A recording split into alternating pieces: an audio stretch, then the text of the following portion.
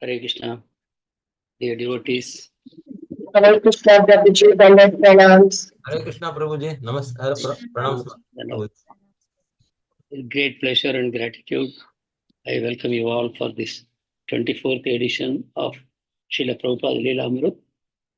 Today's topic is titled India Revisited.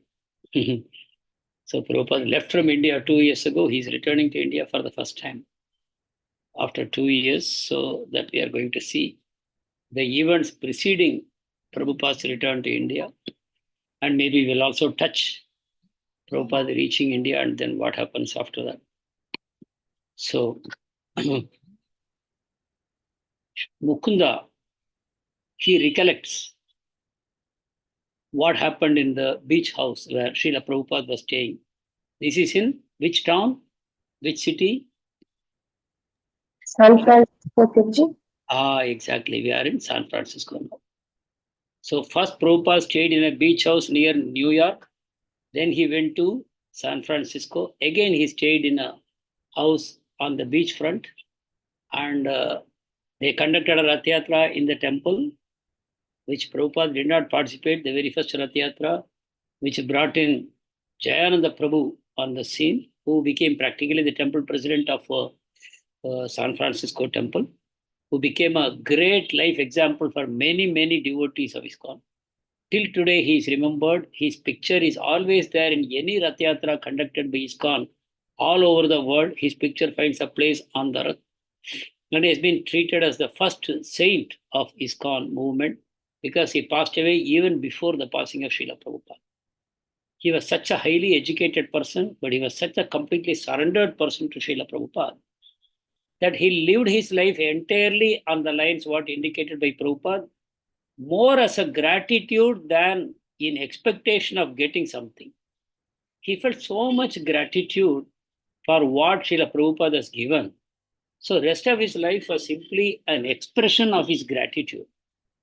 He had no other goal in mind. And his very nature, his behavior, his qualities inspired so many people.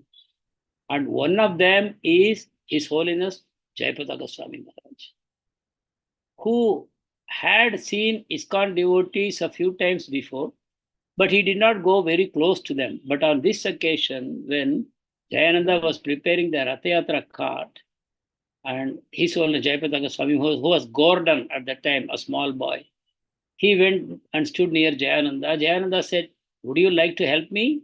Will you hold the nail so that I can hammer it in?" So they did a few nails like that. Then he handed over. "Now you do it. You continue." Then Gordon asked, "How long is this project? Is it meant to be?" He showed the project, what we have to make. So Gordon asked, "Is it a 1 year project?" He said, "No, in 2 weeks, this Rath should be moving." So that is how he introduced His Holiness Jayapataka Swami Maharaj to ISKCON. So he started his journey in ISKCON by doing a seva for Jagannath in the Rath Yatra and serving along with a devotee in cooperation, in unity. So this is the essence of Krishna consciousness. Today, His Holiness Jayapataka Swami has the most number of disciples anyone, I think, ever had. His disciples, I have crossed 60,000, I don't know how much more ongoing, whatever be his physical condition, whatever the doctors might say, his preaching work is continuing. He has traveled around the world, I don't know how many times. How many people, apart from initiating, how many people is inspired, it's very difficult to tell. He's such an amazing personality. He's a true representative of Srila Prabhupada we see today in this modern world. Nothing has deterred him from his main goal of serving Prabhupada, serving the mission. He has so many ailments in his body. Many of his body parts have been either replaced or they have been undergone cleansing many times. But with all these limitations, he has never slowed down his preaching effort. So that way, the San Francisco Rath Yatra is such an important thing. It gave Jayananda to ISKCON and it gave Jayapataka Swami to ISKCON. Srila Prabhupada had a great regard for His Holiness Jayapataka Swami. He gave him Diksha I think when he was 18, 19 years old. And then he gave sannyas very early, when he was only about 21, 22 years old. So like that. So anyway, so this Mukunda, he comes and stays with Srila Prabhupada in the beach house for some time. And then he returns to temple, San Francisco temple. You know, only 2 people at a time visit Prabhupada so that he doesn't strain himself.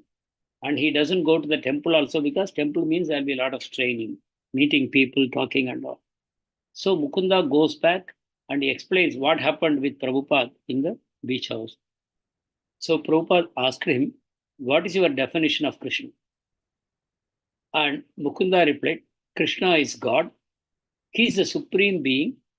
Our duty is to worship and serve him. Srila Prabhupada appeared to be satisfied with this answer. So this is how we see Krishna. Krishna is God. He is not one of the gods. Krishna is God. And he is the supreme being. Otherwise, we don't know what is the meaning of God. You know, we see God as something that we can never understand.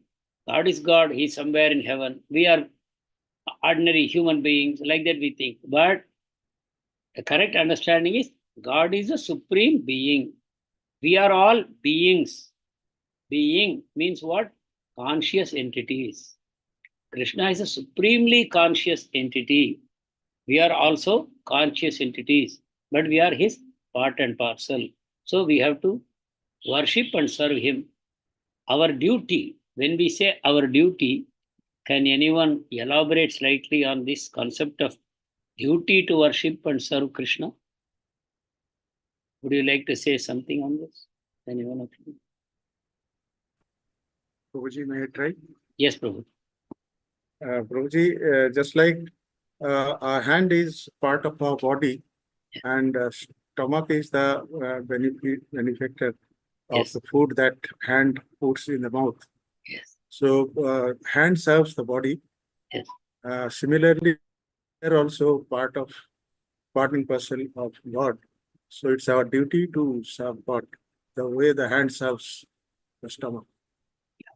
Do you find the word duty perfectly fitting in this context, or would you like to have some better word to describe?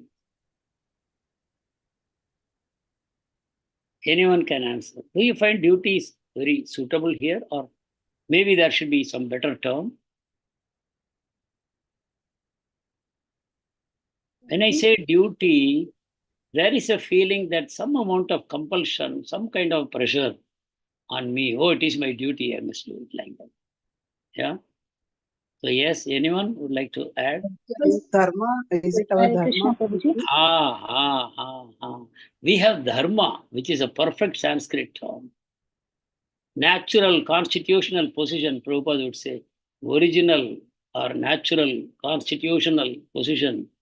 And he will explain like salt and saltiness, sugar and sweetness, water and the nature of being liquid flowing, fire and heat. Like that, it's a natural condition. So when we say duty, at least newcomers will say, hey, why you are imposing this duty on me? I have no duty. I am an independent person. I will do what I want. Why do you say I should serve and worship Krishna as a duty? But as an advanced devotee, when I say duty, you feel ecstatic. A really advanced devotee has no problem with accepting the word duty. He will very happily accept it, no problem. But for a beginner, when you say duty, then especially if he's from a Mayavadi background or from impersonalist, Shunyavadi, atheist, for such people, this will be very painful to accept that I have to, my duty is to serve somebody. Krishna is a supreme being, and we are all ordinary beings, and we have to serve the supreme being. That is our duty. So how can we present it to a newcomer? Which better way is there to present? As Prabhuji said nicely, Ghosh Prabhu, that it is the nature of the hand to serve the stomach or all the organs of the body. They naturally, so they don't question, they don't ask why I should be. Very happily, the various organs in the body, they cooperate and serving the whole through the stomach. Yeah, and if some organ is not cooperating, we say that organ is sick. If someone's hand is paralyzed, it cannot move, so it cannot cooperate with the needs of the body, then we say the hand is actually sick. So any soul in this material world who has no inclination to serve the Supreme Being is actually sick. And if the soul is sick, it will not easily agree that I am actually sick. It will say, no, I am only healthy. I am thinking independently. You people have no independent thinking. You have simply surrendered, you have been brainwashed by somebody, and you have become slaves. They are liable to use all these terms. But here Mukunda is an advanced devotee. So he's telling our duty is to worship and serve the Lord. And if you want to call it as a duty, how will you justify this duty? Why does God, the Supreme Being, impose this duty on all of us? Any answers?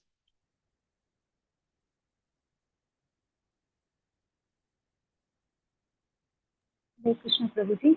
Correct. Prabhuji, as we do Vaidhi Bhakti, Sadhana Bhakti, Yes. as we do Why? and perfectly as per Guru's instructions, Yes. slowly we can get to that platform of spontaneous love for Krishna. Yeah. So initially we have to follow only Vaidhi Bhakti. Yeah. So the God wants to bring all of us to the level of spontaneous loving devotion. Why does God want? So that we will all become his slaves, is it? We will become happy slaves. God doesn't want unhappy slaves, so he wants happy slaves. Is it a correct understanding, Mataji?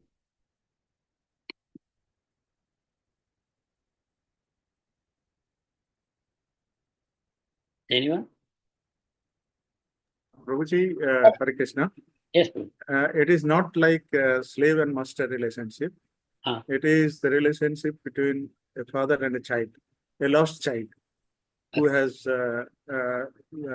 gone away from the father. So father lovingly wants him back. Yeah. Father wants him back, but child doesn't want to come back. Why the father forces the child to come back? Because it will make the father happy.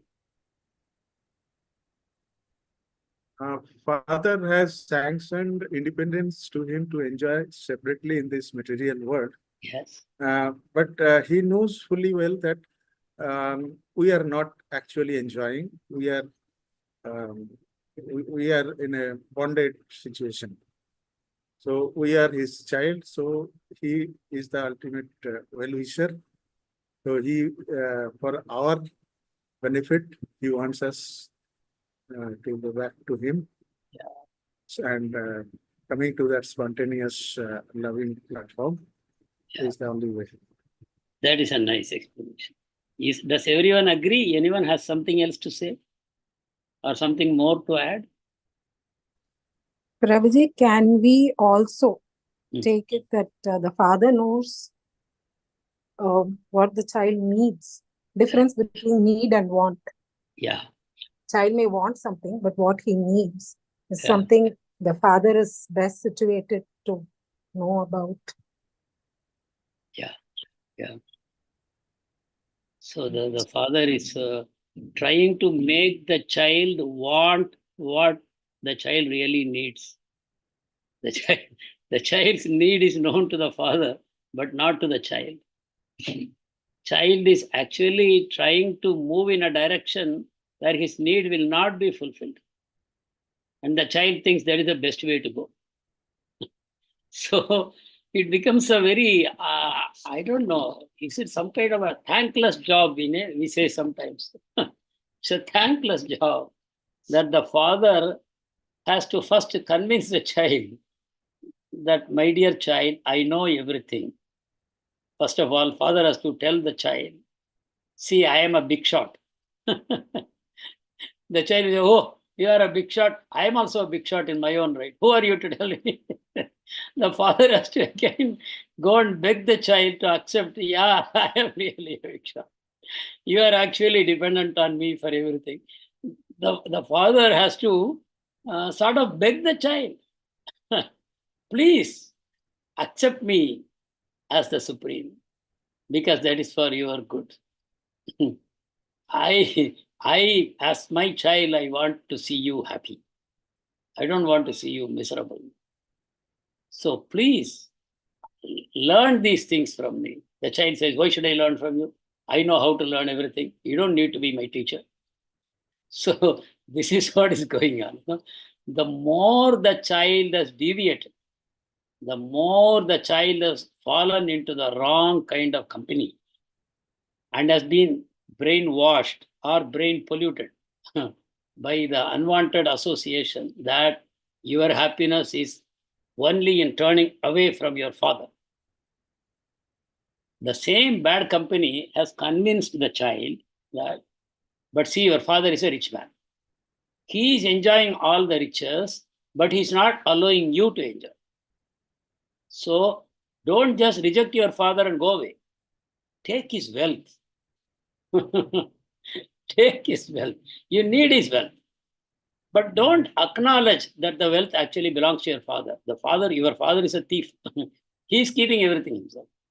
So you steal it, you take from him whatever you can. But don't feel any sense of gratitude or affection or love because your father wants to make you a slave. This is how the souls have been convinced to come to the material world. Why did God create the material world? Hare Krishna. Hare Krishna, Prabhuji. Yes, As we wanted to enjoy separately from the Lord. Prabhuji. yeah. Can you elaborate a little more? Anyone?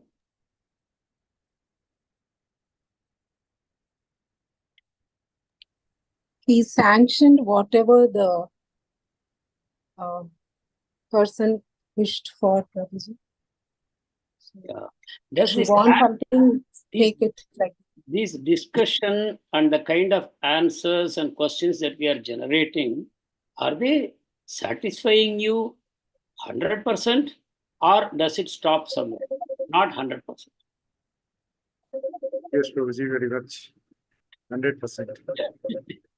What about others? yes, Prabhuji. Sometimes when you ask questions and some devotees give replies, even that also there's a light bulb going in our head. Oh yeah, this is right. This is how we should be thinking and all that. Because in our last, I don't know, I may be deviating, and let us get on to today's subject, but in last Bhagavad Gita class, what we had, I was, first time I felt so much happiness in our Bhagavad Gita class that we are continuing because we had a very rousing round of discussions on whether devotees are also selfish in some way or not. We were talking about pure devotees. Are pure devotees also not somewhat selfish? They have desires or not? They do have desires.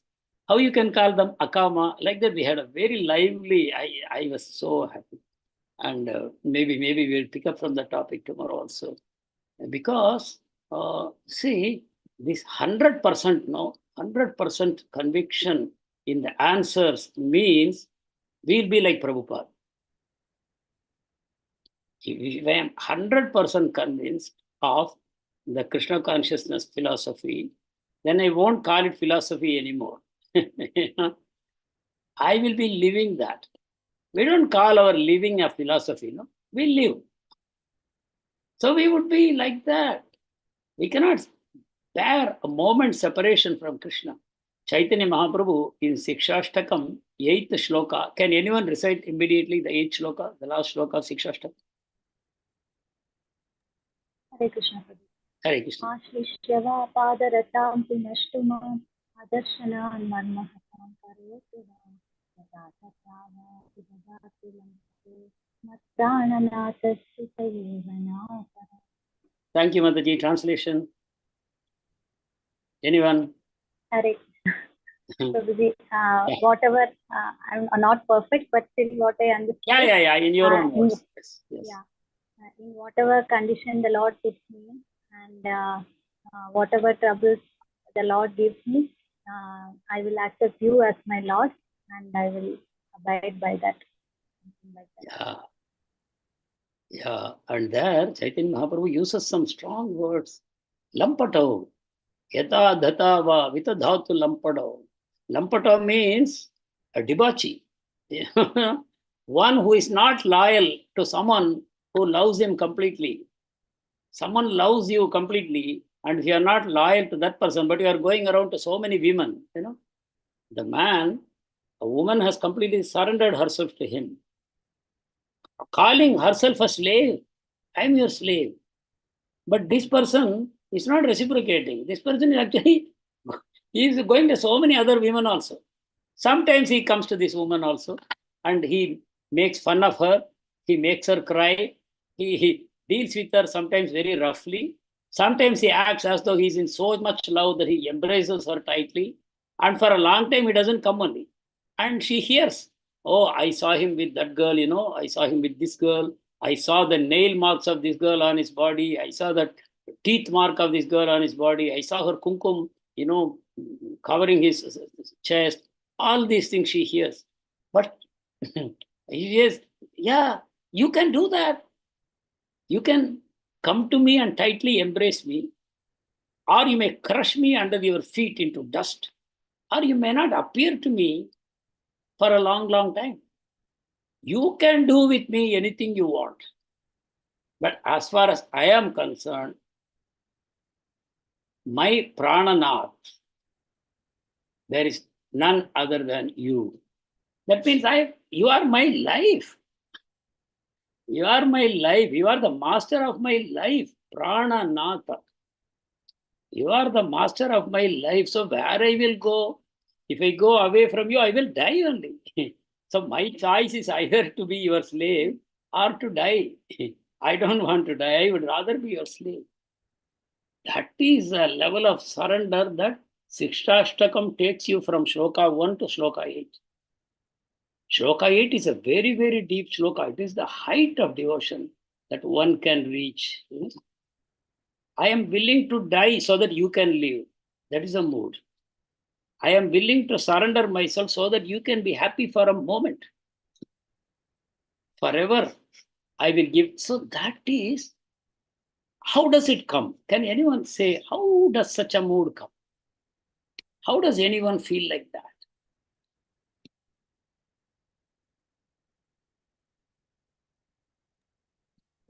I feel from yesterday I attended one class of Chaitanya Charitamrita. Yes, Mataji. After hearing that Yeah. verse, I really feel I should worship Chaitanya Mahaprabhu with great love and devotion to get that Krishna Prema. The Mhm. verse what we read was in Antya Leela. Rupa Goswami comes back for the second time and meets Chaitanya Mahaprabhu in Orissa. At that time, Jagannath Yatra takes place and Chaitanya Mahaprabhu sings one verse and Rupa Goswami sings the next verse, understanding what is in the Lord's mind. So Chaitanya Mahaprabhu asks him, how do you know what is in my mind? And I don't know who's there at that time. He says, Swarup Damodar. Yes, he says, you have bestowed your mercy. That's why he's able to say the next. Yeah. So I feel, Prabhuji, only by Chaitanya Mahaprabhu's mercy we can understand his mood and that love. I don't know if I'm wrong. Please correct me. Do you think some other answer? Do you think we have not received Chaitanya Mahaprabhu's mercy? Definitely, definitely. From yesterday's verse, I'm thinking of Lord Chaitanya Mahaprabhu and meditating on him. Yeah, we have all received his mercy. Otherwise, we cannot be here at all. But how effectively we are utilizing that mercy is the job. The 2 fingers too short, what Yashoda Mai experienced in tying up Lord Krishna. So that mercy, Mahaprabhu is the mercy incarnation for this age of Kali. So he's pouring his mercy left, right, and center. He doesn't say any qualification. Lord Krishna said, Are, I will destroy all your sinful reactions. Do not fear. Krishna said like that. Do not fear. I will destroy all your sinful reactions. But only thing, you surrender to me. One condition, surrender to me. But Chaitanya Mahaprabhu did not impose any condition. He just said, take this Mahamantra, chant and be happy. Just chant the Mahamantra and the mercy will flow to you. Just chant this Mahamantra. Even to Jagai Malai and all the fallen souls of this age. He did not look for any qualification. Mahaprabhu was going on his South India Yatra. Whoever he saw, he gave his mercy. He did not study the background of this person. Now for initiation, we have a questionnaire and we ask, are you following this regulative principle, that regulative principle? Since when you are chanting? How many rounds you are chanting? Have you followed the 4 regulative principles for at least 1 year? Do you believe in this philosophy, that philosophy, like that? Mahaprabhu is asking no questions. He's just showering mercy on everyone, including on a dog, on a child. That's why Prabhupada would say, even a child can do it, even a dog can do it, because Mahaprabhu has given his mercy to a child called Narayani. She was just 4 years old. He gave such prema to her, and she just rolled on the ground and crying, Krishna, Krishna, Krishna, in just one moment. Same way one dog, because it happened to be Shivananda Sena's dog. Or even as a child, Lord Krishna, Mahaprabhu brought one puppy home and played with that puppy for some time. Then mother did not want a dog at home, quietly she released the puppy and it went out. But then they saw the puppy was shouting, Krishna, Krishna, with tears in his eyes, and then left the body like that. So Mahaprabhu gives mercy to any. Mahaprabhu is not seeing a dog or a cat or an elephant or a tiger or a snake or a deer. Mahaprabhu is seeing souls. Do we see like that? That every living entity trapped in a body. I am trapped in a body and I am trying to experience happiness in this cage.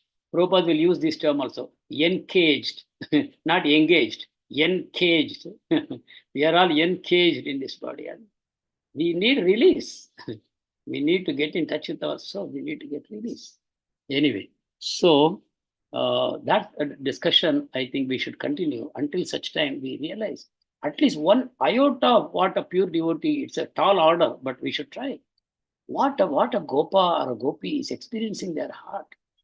How they can say that I am forever your slave, very happily. You may deal with me any way you want. You may deal with me roughly. You may deceive me. You may cheat me. But for me, there is no one else. That also you will see in Chaitanya Charitamrita, the dealings between Gadadhar Pandit and Chaitanya Mahaprabhu. You will see this. What is the mood of a surrendered devotee? Gadadhar Pandit is teased by Chaitanya Mahaprabhu many times. And the devotees are asking, Sarup Damodar is asking, why you are allowing him to tease you like this? You know he is only trying to make you angry. But why you are so submissive? Why you are so, taking everything lying down from him? So have you anyone heard this pastime? No, Prabhuji. Okay, so aspire to know these things. Chaitanya Charitamrita is so much nectar, so much nectar. And slowly, it will unlock the so many knots in our heart. We still carry so many knots in our heart. What is blocking us from surrendering to Krishna and to the spiritual master and to Vaishnavas? There are knots. Whether we admit it or not, there are knots. How we can say that? By the very fact that we are alive without Krishna. That's what Chaitanya Mahaprabhu said. My heart is made of stone, I know. My heart is steel framed, I know. Why? Because I am alive. Krishna is not there with me, but I am still living. So there are, the more we allow the philosophy of Chaitanya Mahaprabhu, of Prabhupada, or Parampara to enter deeper in our heart, we feel a sense of release. All the knots, they become undone. We become really free at last. And then in that heart, Krishna comes and sits voluntarily. And he locks himself up in that heart. He doesn't want to leave at any time. Krishna finds that place most endearing, most lovable, most pleasurable. He doesn't want to go out at all. Nor does a devotee want to let Krishna go. So this is a natural position. Prabhupada will nicely say that when a blue stone is embedded in gold, both become glorified. Both the gold and the stone, they become glorified. So Krishna is that Ujjvala Neela Mani. And we should make our heart gold. And we should embed him there forever. So that is the purpose of the Krishna consciousness movement. So after this exchange, Prabhupada told suddenly to Mukunda, Mukunda, you must chant 64 rounds a day on your beats. Have you heard this before? Anyone? Yes, Prabhuji, but not like to Mukunda. We have heard like Prabhupada initially wanted everybody to chant 64 rounds. That only we know. Prabhupada said 64 rounds. And Mukunda became crestfallen. He held his head down and he did not reply. He did not even know whether he should reply, because Prabhupada is not asking a question. Prabhupada simply saying, you must chant 64 rounds a day on your beads. Very clear. Then he looked at Prabhupada. He kept staring at Prabhupada with so much hopelessness written on his eyes. Then Prabhupada, after some time, said, okay, at least 32 rounds you must chant every day. Again, Mukunda kept staring. He was thinking, even my 16 rounds, I am finding it such an ordeal. How can I chant 32 rounds? Prabhupada waited for some time. Then Prabhupada said, you must chant at least 16 rounds every day. And immediately, what did Mukunda say? Yes. He did not want to miss this chance. He did not want to wait. Maybe Prabhupada will say 8 rounds. Because from 64 to 16, Prabhupada has really given us a bargain. So he immediately accepted. Yes, Prabhupada, 16. So what we are taking advantage of is a concession. You know, the Christians, what do? They take a concession. What concession they take? Because I have become a Christian, Jesus Christ has accepted all my sins. He has died for my sins. He has shed blood for my sins. I have been purified by his blood. How I have been purified?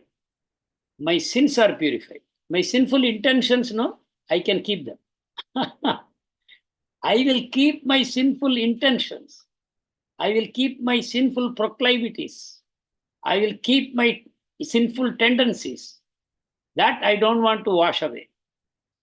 But when I deploy these things, my tendencies and inclinations in my day-to-day life, Jesus should wash the sin only with his blood. How do you like this? I would like to hear your reactions. Is it good? Nice? Christians are very lucky, fortunate. What do you say?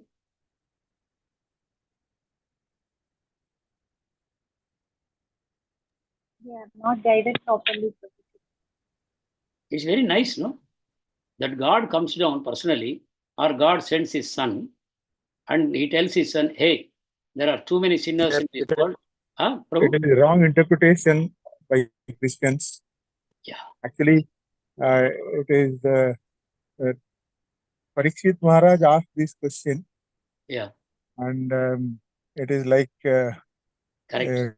an elephant taking bath and after Correct. that coming out of water and throwing dust on the body. Correct. So repeatedly, without killing the tendency to commit sin, Yes. just confession doesn't help. Yeah. So see, Parikshit was telling, I have committed a sin and I am suffering. So by doing prayaschitta, I will destroy that suffering. It's a particular sinful reaction I am suffering, but by the prayaschitta, I will come out of the suffering. That is what the prayaschitta means. Right now I am suffering. Maybe I don't have a child, or I'm not getting a promotion, or I'm poor. That particular reaction, by doing a prayaschitta, I will come out of that.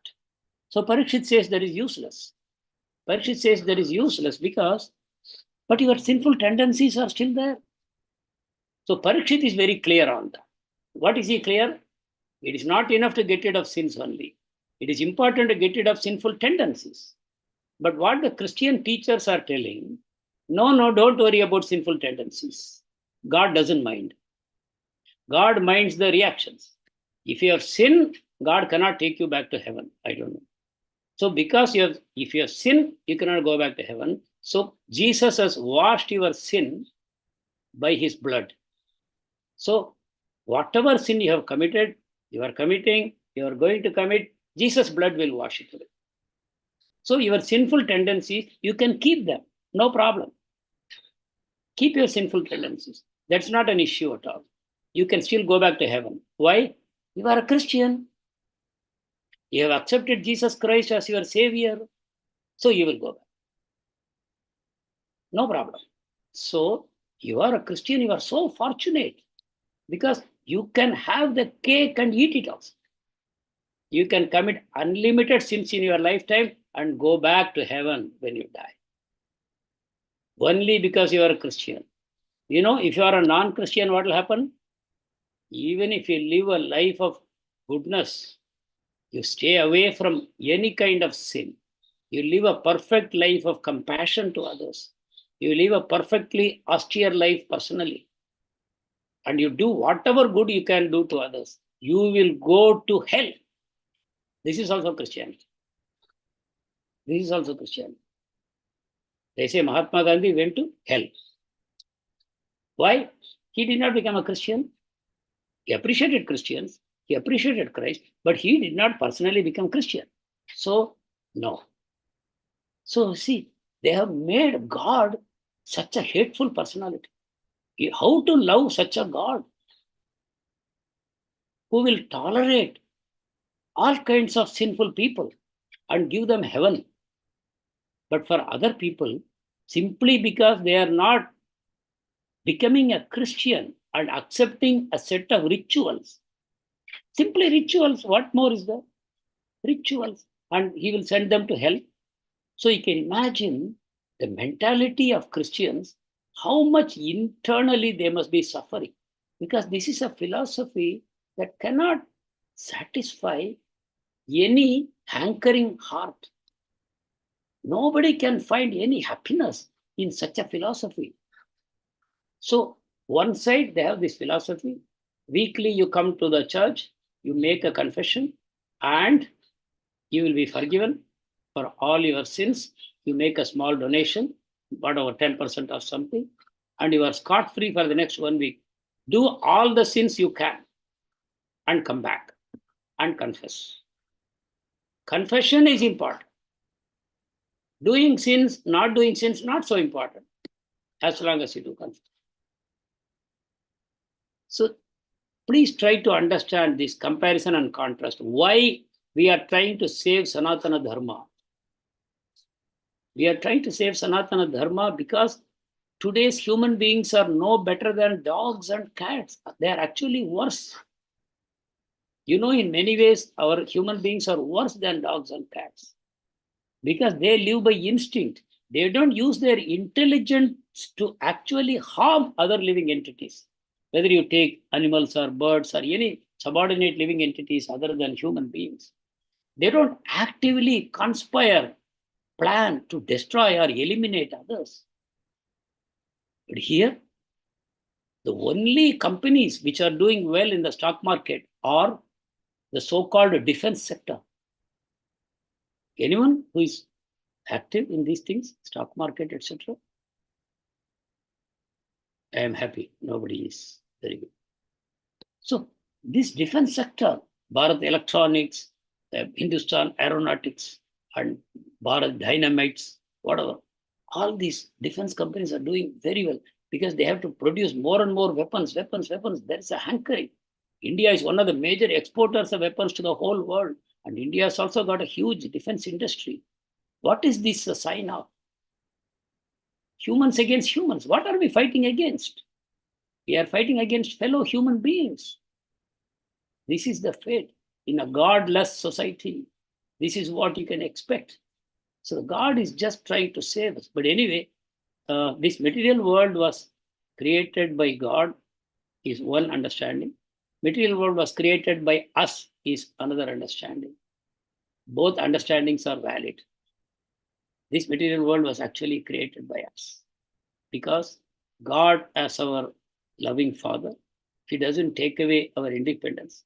Rather, He helps us to fulfill our desires while at the same time keeping the book open in front of us.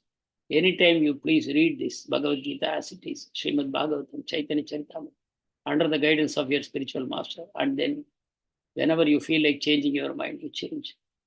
Till the time you experience the law of karma. That's all, simply one law of karma. That you experience what you do to others, that's what you will experience in your life. Correct. So these 16 rounds per day was a concession that Prabhupada gave.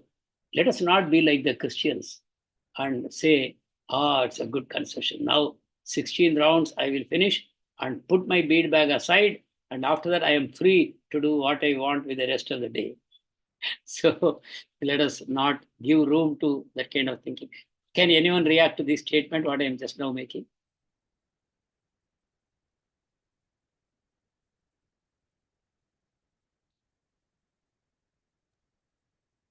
Prabhuji, we don't have time for any other thing nowadays. Even for reading, we are finding hard to find time. So we are almost occupied and we don't indulge in any other activity Yes, Prabhuji, other same. than Krishna consciousness activity. Like chanting, we after 16, like little one or two Sundays more, Ekadashi more, like that only I'm keeping like that, Prabhuji. Rest of the time, free time, I'm trying to read, Prabhuji, because we have lot of books to read. Now everything is getting on, like Bhagavatam, Chaitanya Charitamrita and all that. And so I'm keeping some time aside when free time for that, Prabhuji. Chanting again 17 or 18 only, Prabhuji, maximum. Anyone else?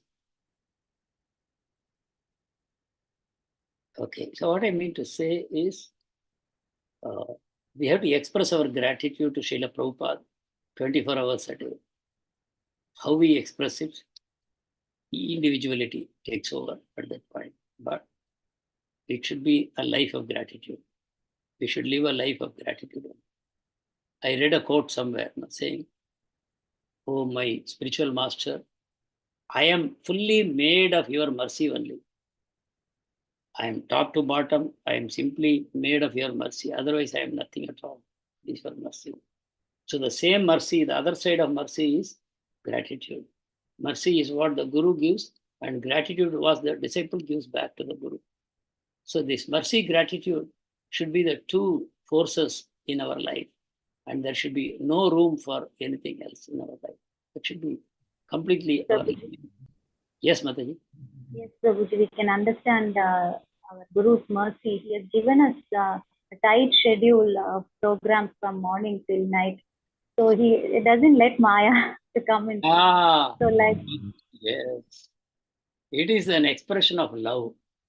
It is not that he wants to control you like a tyrant, like a dictator. It is out of sheer love. One moment of free time can take us away, totally away from God. That's why. Okay, so now I'll move on.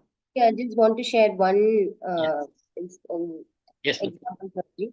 Like daily morning, when I go for walk, first one day it was drizzling in the morning, Prabhuji. I was kind of, I was thinking whether to go, whether not to go. Then I decided drizzle only. No, nature means Krishna. We have to connect with Krishna. We should not leave that opportunity.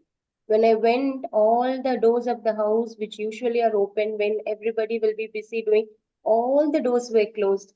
Then I was thinking how fortunate we are because of Prabhupada that we became disciplined. Otherwise, I could imagine before Krishna consciousness, I will also be in the bed sleeping in a drizzly day and all that. So our because of Prabhupada only, we got disciplined in our lives, and we are not. I think I am not eligible at all for the mercy that I have been receiving, Prabhuji. That causeless mercy only will help us, I think, for that gratitude and love for the spiritual master and Krishna, Prabhuji. So that the transformation we can feel it, Prabhuji. Because see, it is actually costless mercy only, because first we get the mercy, then only we are beginning to change. So in our original condition, we did not deserve any mercy. It is the mercy which is the chemical applied on us first. And from that only we started slowly blossoming. Our pure nature started coming out. Like Jagai Madai. What was there in them to deserve mercy at all? but they received mercy and then they became pure devotees. So mercy is always costless. If mercy is looking for the right person to benefit, then nobody will be there to receive the mercy. So mercy means costless. That means you don't have qualifications, but still you get it. That's why it's called mercy. Okay, so now here, Prabhupada is sitting in San Francisco in the beach house, and there was a huge piano. We spoke about it in the last class. On the piano, only Jagannath, Baladev, Subhadra deities were also sitting there for 1 week before returning to the temple after the Rath Yatra. And Swamiji expressed a desire to play the piano. And the disciples were wondering, how does Swamiji know how to play piano? We know he plays harmonium, which is an Indian musical instrument, or the kartal, or mridanga, or even some drums. But piano, then they try to prepare the piano, move it from there to a place where Prabhupada can play. You know, the huge piano. And as they moved it, something fell from behind the piano. And Prabhupada said, what is that? Go and take it. And when they took out, it was actually a wall hanging of Narasimhadev picture. Someone had hidden it there. And then immediately Janaki Mataji came and she said, oh, I only hid it. Actually, when we were putting the pictures on the rooms for Prabhupada, I saw this picture. I saw it is very gory, very gruesome, very violent. So I thought I will not hang it. I kept it there. Apologetically, she said. Then Prabhupada said, no. Devotees are always happy to see Narasimhadev because it's actually a merciful incarnation. Not only did he save his 5-year-old devotee, who was Prahlad, but also his father, who was such a violent person, who created so much havoc to the 3 worlds. But by killing him, he liberated Hiranyakashipu also. So like the Prabhupada said, and then Narasimhadev picture, which we all see today, you know, that picture, amazing picture of Narasimhadev tearing open the stomach of Hiranyakashipu. That picture went back on the wall. Then Prabhupada played the piano. Amazingly, he played for 5 minutes. He played, of course, the Indian tunes of Kirtan, Bhajans. For 5 minutes, Prabhupada played fluently without any problem, and then Prabhupada stopped. So again, Mukunda noticed, oh, there are unlimited talents in my spiritual master. Then Prabhupada liked to arrange debates between his own disciples. You know, one person will take the side of an atheist, another person will take the side of a devotee, and they will have to argue. Prabhupada say, you both argue, I am the judge. Then the debate will start, the atheist will say something, and before the devotee character will say something, Prabhupada will barge in. And he will give so many arguments and thoroughly defeat the atheist without giving a chance to the other person. A judge is supposed to remain quiet and watch, but Prabhupada could not sit quietly and watch when an atheist is talking. Prabhupada would immediately enter and give powerful arguments and defeat. This would happen many times, not just what Prabhupada would say, okay, you act the devotee, you act the impersonalist, you debate. And the impersonalist will say something. Immediately, Prabhupada will jump in. And that is how strong lover of Krishna Prabhupada is. He will not allow anyone to speak for impersonalism or atheism or say God is dead. Prabhupada would not tolerate. And devotees loved it. They know that the devotee will have no chance to speak only. Prabhupada will always enter, and that happened invariably. One time, Kirtananda asked Srila Prabhupada, why you are focusing so much on impersonalists, and why not you focus on atheists? Atheists are more dangerous, no? Impersonalists, at least they are accepting the existence of a God, but only they don't accept the form. Why you focus on so much on impersonalists? Then Prabhupada said angrily to Kirtananda, you are saying this because you are an impersonalist. Then Prabhupada went on to say, all impersonalists are demons because they mislead the innocent people and they take them on the direction of godlessness. So these are demons, they must be defeated. Then Kirtananda said, Prabhupada, these are strong words. Let us not call them demons. Let us use some more respectable terms. Prabhupada said, no, they are demons. Then Prabhupada said, if you don't understand this and you don't accept this, you will not make advancement in Krishna consciousness. Haribo. Prabhupada said this. If you don't understand that impersonalists are demons, you will not make progress in Krishna consciousness. Unfortunately, I don't have too much time to dwell on what is impersonalist, why they are dangerous here, but I hope All of you know from our earlier classes, maybe in our Bhagavad Gita class, we will discuss it a little more. But Prabhupada very emphatically said the need for destroying impersonalism. And then Kirtananda said, can impersonalists also become devotees? Prabhupada replied, yes. If they get an association of a devotee and they start chanting Hare Krishna, then they can also become devotees. So there the mercy is there. Mercy is there. Mercy is never denied. Even to the worst demon, mercy is not denied. It is there. If he is willing to take it, he is willing to take association of devotees. So I hope this has made something very clear in your hearts about partiality or impartiality. Only the independence we have to use it correctly. Whether you may be the worst demon, but if you are willing to use your independence properly, then the mercy will pour on you. You will be able to experience the mercy. Not the mercy is not there. Mercy is there, but to receive it, like an upside down vessel cannot collect the rainwater, but you turn it around, then it is able to receive. So that is what is required. Most of the devotees in San Francisco temple are not able to see Prabhupada because only 2 devotees are able to go at a time. So they are all anxiously waiting. There is so much of intensified love for Prabhupada, concern for his health, because Prabhupada is talking about going back to India. The climate in San Francisco is also not good, even though it is further south and it is also the month of June, but still the weather is not improving. So at that time, some of the devotees in San Francisco were very anxious. They were asking, can we request Prabhupada to send a God brother to fill in his place? While Srila Prabhupada is away in India, this God brother can be our guide. He can take the position of our spiritual master. And whenever Srila Prabhupada comes back, this God brother can leave and Prabhupada can be back as the spiritual master. Or in the worst case scenario, Prabhupada is not able to come back or something happens to him, then this God brother will become our spiritual master. So this was a suggestion. Very, very sincerely, these devotees are asking because they have only yesterday they become devotees and there is so much more they have to learn. Prabhupada taught them something, but maybe there is so much more to be given. And if Prabhupada is not there, his God brother also has learned from the same Guru, Bhaktisiddhanta Saraswati. So let him come and teach us. This was the thinking. And they all told Mukunda because he was going to Prabhupada in his beach house. And Prabhupada had heard this.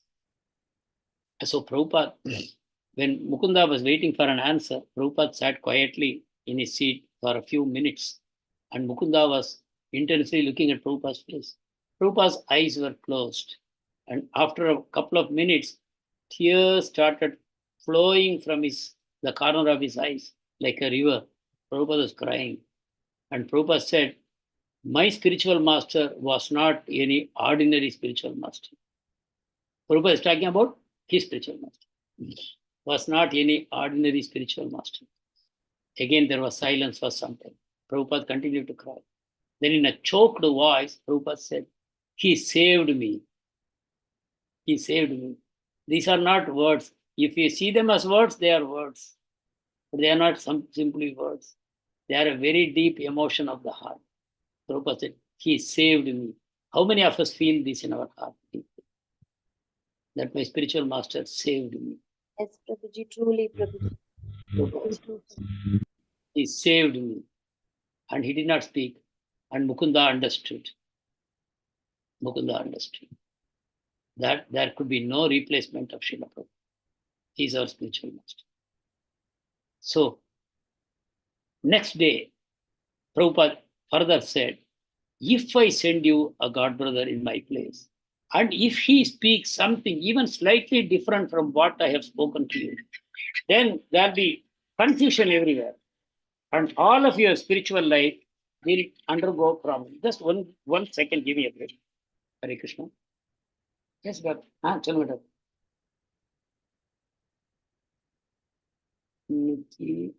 இன்னும் ஒரு packet இருக்கு என்கிட்ட, நாளைக்கு அனுப்பலாம். ஆமா, நாளைக்கு அனுப்பலாம்.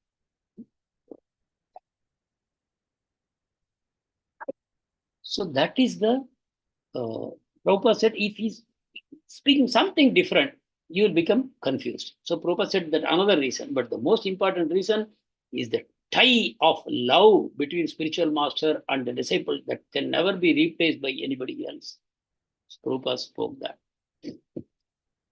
And then Prabhupada started initiating new devotees because Prabhupada is going to India, and a lot of people are feeling that I should take initiation. Now, if I miss it, I will not be able to take it directly from Prabhupada. Prabhupada said, through the post, I will initiate, continue to initiate. I will give mala, I will give a name through post, but people wanted to take from his personally. So they started coming to Prabhupada, then Prabhupada would chant on the beat, sitting in his bed, and then he would give the mala with a name. And there was no fire sacrifice. Prabhupada is giving initiation in this way.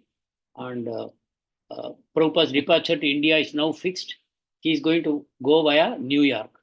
So first he visits San Francisco temple. Nobody expected Prabhupada to give a talk or do kirtan because Prabhupada's condition is not good. But then Prabhupada did come to the temple. He did kirtan, and after the kirtan, Prabhupada spoke also. Prabhupada said, "You are my real children. Now I am going to India for a little while." He said, "You are my spiritual children and you are my real children." Please understand now.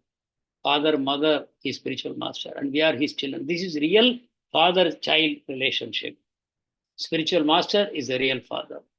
In Prabhupada's passport, have you seen? Has anyone seen? In Prabhupada's passport, father's name? No, Prabhuji. No, Prabhu. I can see. You can. I don't know. It may be there in Google also. It's Bhaktisiddhanta Saraswati, the father of Srila Prabhupada. But you know, he's not his real blood father, not a DNA father. There is a father. So we should understand. And if we receive a name after initiation, we should know this is my name. So these are ways of going deeper and deeper into a relationship. This body was given by a particular father and mother in this lifetime. So that relationship is there for the body. We are definitely grateful to our biological parents in that sense, but our relationship at the soul level is with our spiritual master life after life. Even if I take 100 births from now, my spiritual master is my father always. Janme janme Prabhu hai. Chakshudan diloje janme janme Prabhu say. Life after life, he is my master. He is my controller, like that. Ravindra Swarupa was one of the earliest disciples to be initiated in New York temple. He's now here in San Francisco. And he wants to leave ISKCON. He says, some reasons, I want to have a direct relationship with God. I don't want to go through somebody like that he's been telling. He has done a lot of service for Prabhupada, actually. So now, the day when Prabhupada is going to leave, next day, he comes into the temple hall. All the devotees are shocked. Why did he choose this time to come to say that he's leaving? Then Ravindra Swarupa fell down in front of Srila Prabhupada in Dandavat. Then he started crawling. He was a pakka hippie, long hair, curly hair, very handsome personality and all that. Now, like a little baby, he's crawling towards Prabhupada, all the time crying loudly. And he went close to Prabhupada. He put his head on Prabhupada's lap and continued to cry. Prabhupada was stroking his head and said, "Don't act like a crazy boy. Follow whatever I have told you. Chant your rounds," like that. And simultaneously, Prabhupada was also speaking to his disciples. Stay together. Push on this mission. You have to, whatever you have learned from me, you have to repeat it to others. Prabhupada is preparing them to become preachers. And now only some of them are realizing for the first time that ours is a preaching mission and we are part of this mission. This is a movement for the whole world. And we are here not to have some good times, speaking a nice Bhagavatam, Bhagavad Gita, prepare some prasadam, eat together and do some kirtan. No, we have a loving obligation to Srila Prabhupada, all of us, to spread this mission, to spread this word to so many other unfortunate souls. Prahlad Maharaj says, no, I don't want to go back to spiritual world. I know Narsingh Dev will take me, but no, why I will leave all these souls behind? The Lord is waiting for all these souls to come. So I will not go, I will be here. Like that, the devotees realize that ours is a preaching mission. But anyway, Ravindra Swarupa, after staying like that for some time, suddenly he got up and wiping his eyes, he went out. He left ISKCON at that time. He returned to ISKCON after some time. That story I am not going to tell. Now, right at this point, everybody was shocked that Ravindra Swarupa was such a popular devotee has suddenly left ISKCON. Srila Prabhupada from the temple, he returned to his apartment. You know, now he is going to leave. There is chaos everywhere because so many people want to be initiated. And senior devotees like Mukunda, Jayananda, and other leaders are preparing lists and sending to Prabhupada for initiation. So they were sending lists of 6 names at a time. Prabhupada would call one by one, chant on the beads, give the name. This is going on. And so many people want to be included. And one of them was John Carter. Only one single case I am taking for you, John Carter. He wanted to be initiated. So he told Mukunda, please take my name in the list. Mukunda took the name in the list. Then he waited. 3-4 names were called. His name was not in it. So John Carter gave up all hope. He thought, I will not be initiated today. He started weeping uncontrollably. He did not want anyone to see that he's crying. So he put on his coat and he left the temple. He went on to the street. He wanted to go to the Golden Gate Park. There is one bridge there. And from the bridge, he wanted to jump. I don't know whether there is water below that or land below that. I have not seen this place. But he wanted to go on the bridge and jump and finish his life. But even as he was going, suddenly he thought, what if now Prabhupada calls my name? I will miss the chance.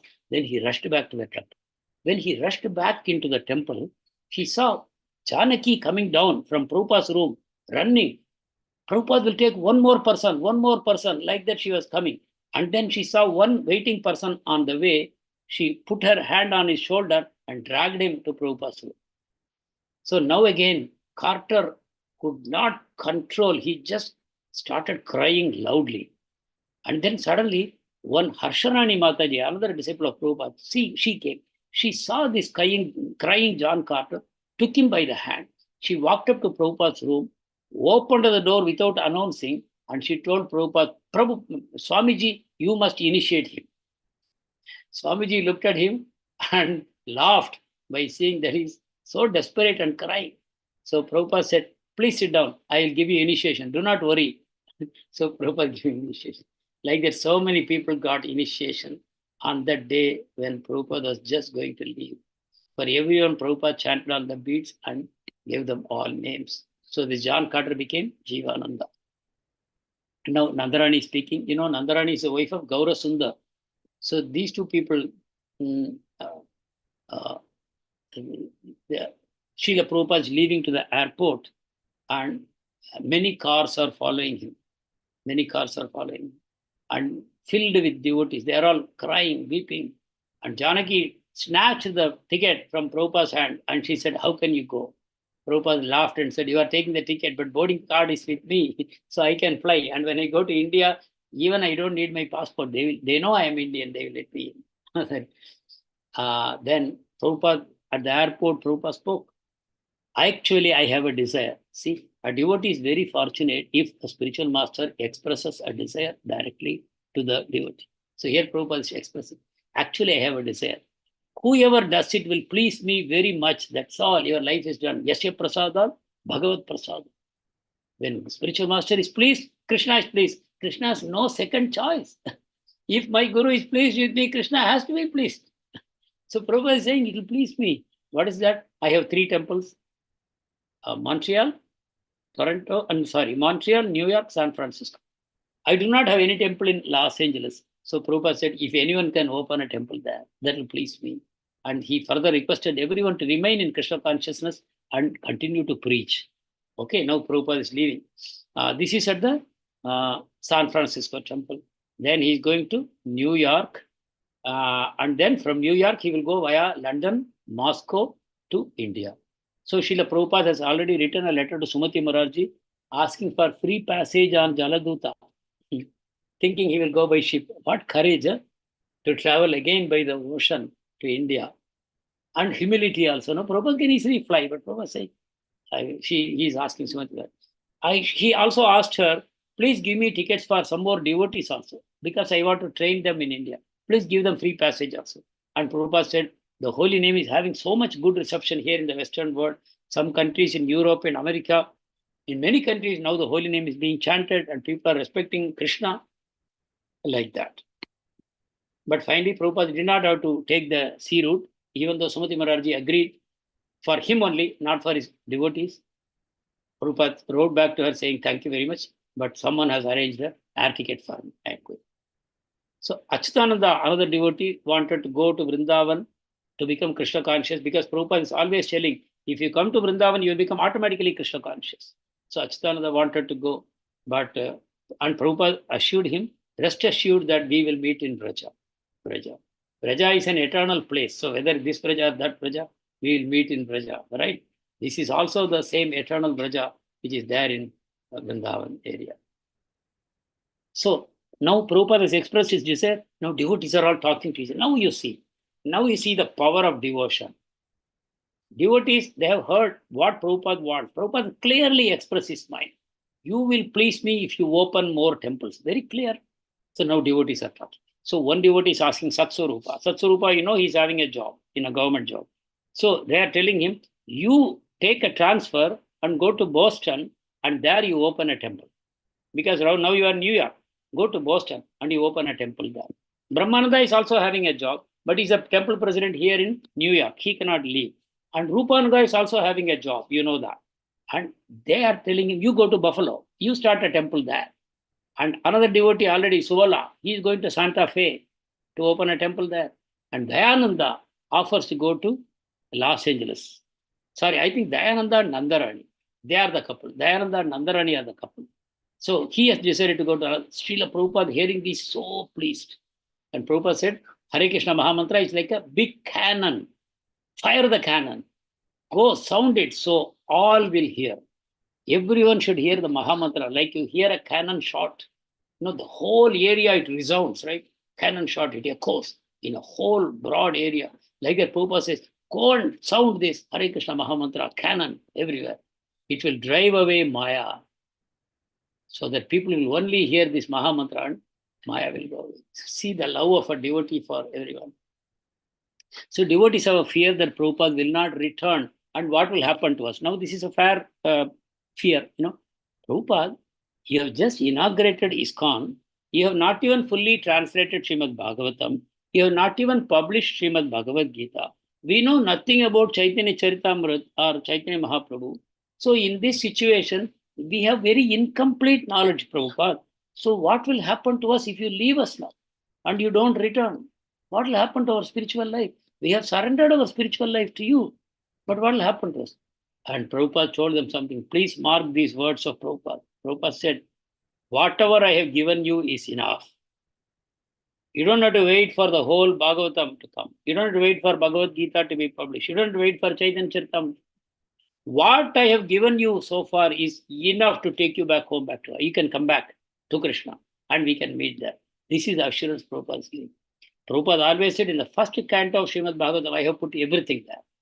Yeah. So please remember, even though we feel that there are so many books I have to read, so many classes I have to attend, so many books I have to understand, lectures I have to hear, but remember, we have already received what we need to know. So it is in the practice. It is in the practice that realizations will come. What is the practice? Primarily in ISKCON, we have to preach and achar prachar. We have to practice in our life and we should preach to others. This is the essence. Then our life is complete. Our knowledge is already complete. We don't have to think, oh, I have only come to first canto. I have 11 more cantos left. So then only I will get full Krishna consciousness. Not like that. Prabhupada has been so kind, so compassionate. Whatever little you know is enough to take you back home, back to Godhead. Otherwise, how he could have done it in a place like United States? So that is a very important point for us to note. Finally, Srila Prabhupada is leaving. He comes to the storefront. He says, I may be going, but my Guru and Bhaktivinoda Thakur are here. The pictures are there. But Prabhupada is speaking as though they are personally there. And they are there. Prabhupada is saying this. So they are there. And I have asked them to kindly take care of you, my spiritual children. Then Prabhupada says, just as a father is very loving to the child, but the grandfather is even more loving. Father may be somewhat, demanding from the child, but grandfather never demands. They just shower love. So same way, I am your Guru. I find your faults, but Saraswati Thakur or Bhaktivinoda Thakur will simply give you love and defend you. So Prabhupada is saying this. Prabhupada is also praying to them for this. And they are all crying. And Prabhupada is saying, there is no question of separation. The sound vibration fixes us up together. You chant here, I chant there in India, and this vibration will circulate around the planet. These are not sentimental words, please take it even more seriously, not mere superficial sentiment. They are very deep, that as long as we are chanting, we are connected with our spiritual master. It is not that when he is away, we are disconnected from him. So on the way to the airport, Prabhupada is telling to Kirtanananda, you won't understand because Kirtanananda is now going with Prabhupada to India. So Prabhupada is telling, you will not understand why I left Vrindavan. And he tells why he came, Vrindavan is the perfect place for an old man to live and die. But I came because I had to fulfill the order of my spiritual master. So like that. And he's telling, Prabhupada is talking, because in the car, Brahmananda is there, Kirtananda is there, Raya Rama is there. So Prabhupada is telling Brahmananda, please don't cry in separation. I am also feeling for my guru like that. But I think this is what Krishna wants, that we should experience this separation and experience more and more surrender. So Prabhupada is telling like that. Then he's asking Brahmananda, you want to go to Japan or Russia? Now you see, ISKCON is going beyond the continent. Up to now, it was USA, different cities. Now Prabhupada is saying, Japan, Russia, communist country at that time. No religion. It's completely atheist country, Russia. Prabhupada is saying that.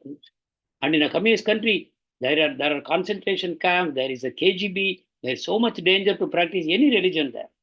But Prabhupada is saying, would you like to go to Russia or Japan? Then he's telling Raya Rama, you will go to England.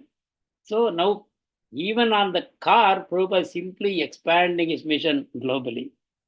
And okay, now they've reached the Air India waiting room. Prabhupada is sitting there, devotees are crowding around him slowly. Prabhupada is having an umbrella. The way he came to America, the same umbrella is still with him. And he's exhausted. I don't know whether it's the same umbrella. He's exhausted, but Prabhupada is smiling at his devotees. And Kirtananda had a portable record player. Prabhupada said, you play our Hare Krishna Kirtan in that. And he's playing. And Prabhupada is simply sitting quietly and moving his head with the Kirtan.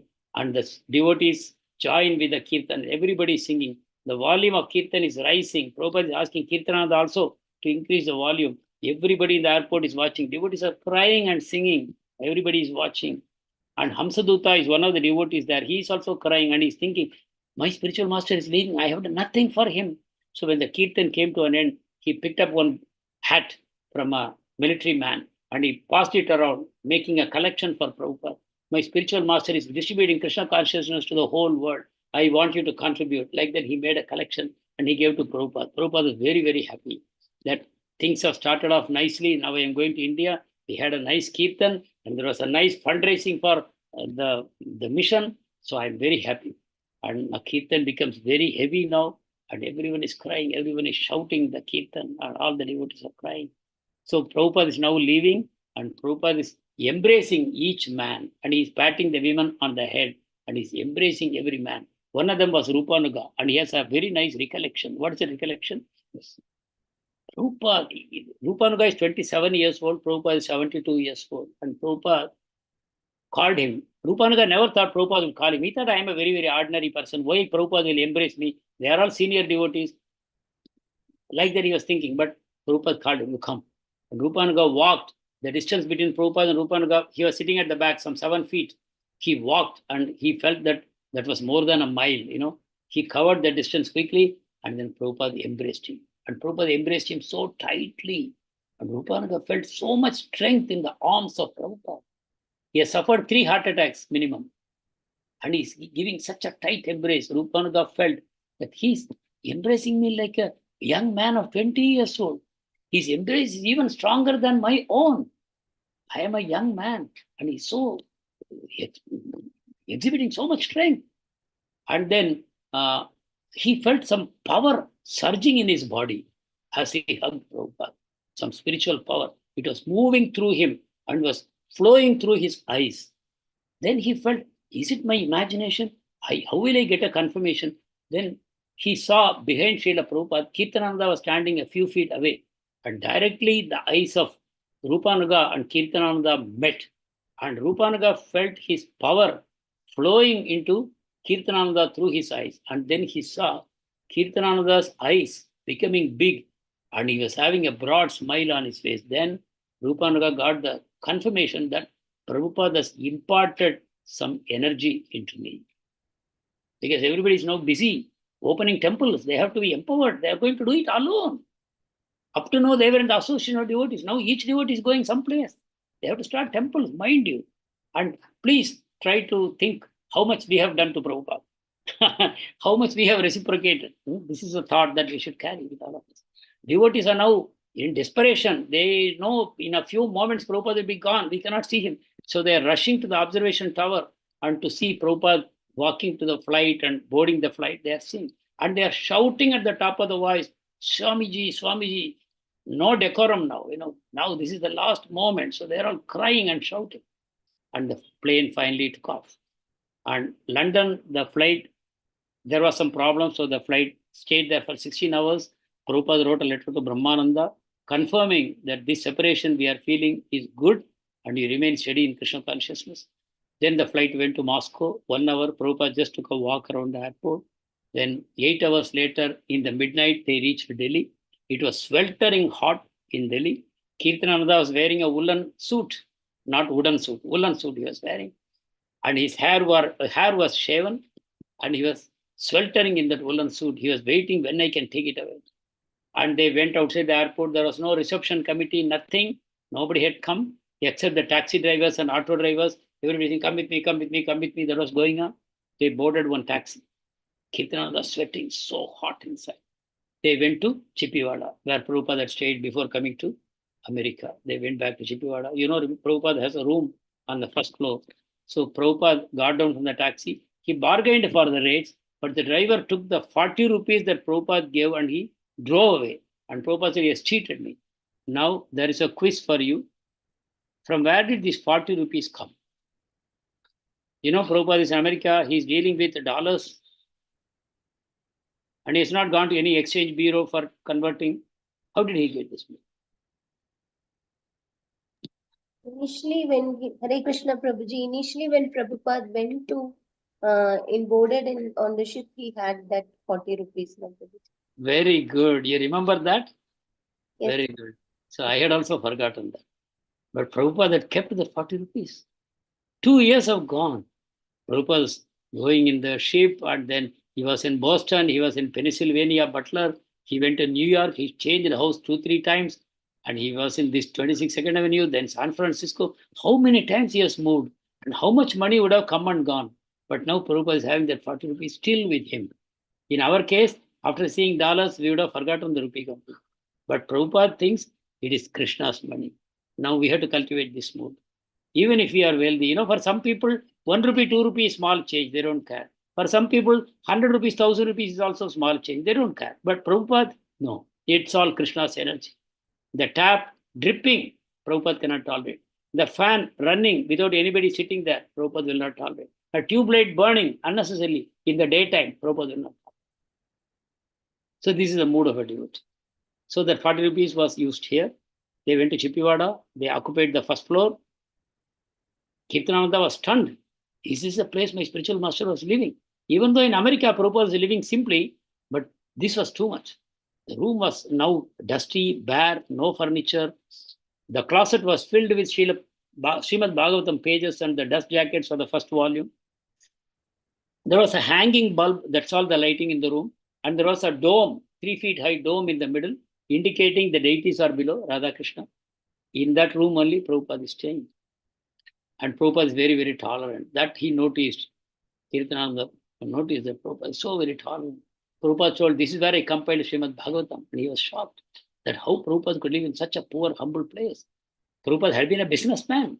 He was having a Buick car with him. Very wealthy man. And Ayurvedic doctors came. They confirmed the diagnosis that Prabhupada had self-diagnosed that your danger is gone. You had a heart attack, pakka. There was some blood problem in the brain, pakka. It's a fact. But now the danger has passed. Now you have to only recover. And Krishna Pandit was talking to Srila Prabhupada. There was a conversation between them. Whatever happened, Prabhupada is explaining. Krishna Pandit was very thrilled, very surprised, very amazed about what Prabhupada has done. And in the evening, Prabhupada developed a cough. And that cough was becoming more and more persistent. And then temperature was 104. Ayurvedic doctors came and gave some powder. Nothing was working. Kirtanananda was worried, but he had some penicillin. He gave one tablet. In the evening, another doctor came and again injected penicillin. Temperature came down, but Prabhupada is still not well. But Prabhupada was very particular that he would go the next day. So I think we will stop our session here because I think we are going past. Oh my God. So we will continue from next week. Hare Krishna. And if I digress in the next class,